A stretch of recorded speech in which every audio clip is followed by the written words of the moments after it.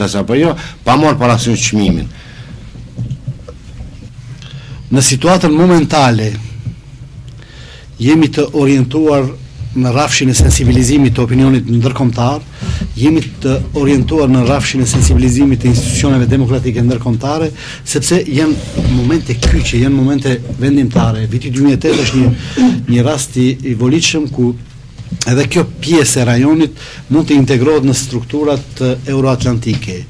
Ne nuk kemi pengesë integrimit në strukturat euroatlantike, po asnjë strukturë pa marrë parasysh se çfarë vlere ka, në këtë formë si jemi nuk na intereson. Shqiptarët duhet në ato struktura të realizojnë të gjitha të drejtat e veta. Prandaj, pas 3 ditësh me 23 janar, kryeministri i Maqedonisë do të shkojë në Bruksel në selinë e NATO-s dhe para Këshillit NATO-s do të elaboroj sipas atij dialog politik, marrëveshjen e Ohrit, të gjitha rezultatet e mëdha që kanë arritur në Maqedoni për të hapur rrugën që të marrë ftesën në samitin e NATO-s. Nga ana jonë si parti ne kemi mbajtur edhe konferencën me gazetarët, përmes asaj konference kemi njoftuar opinionin publik se Këshilli i NATO-s, ministrave të punëve të jashtme të NATO-s, kryeministrave, ministrave të mbrojtjes, kryetarëve të shteteve anëtare të NATO-s, u kemi dërguar një raport të detajuar ku realiteti është kitë ndryshe nga ajo se çka propagandon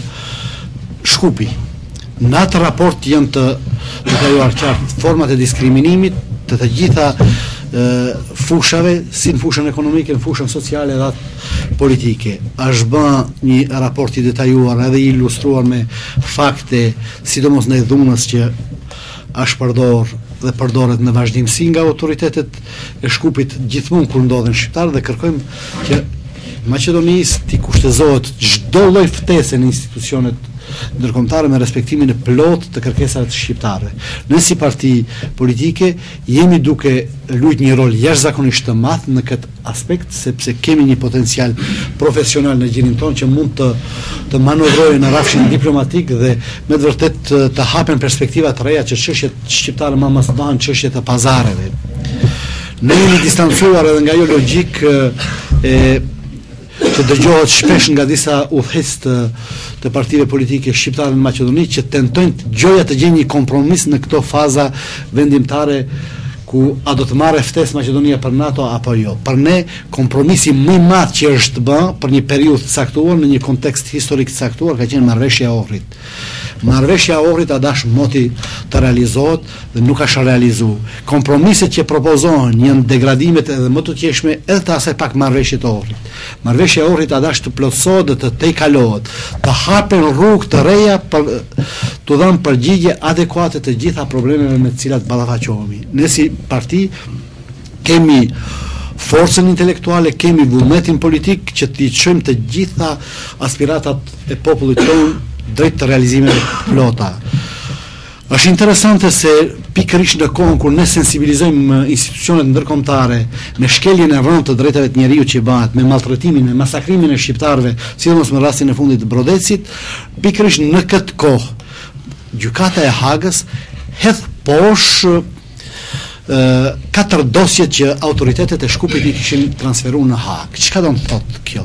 Kjo do të thotë se autoritetet e Shkupit, duke pas në kokë një praktikë të kahmoqshme që kanë montuar procese ndaj shqiptarëve dhe i kanë donu mbi çato procese të montuara, kanë shpresuar që edhe në Hagë do të funksionohet me të njëjtat logjika të montazheve të proceseve kundër shqiptarëve.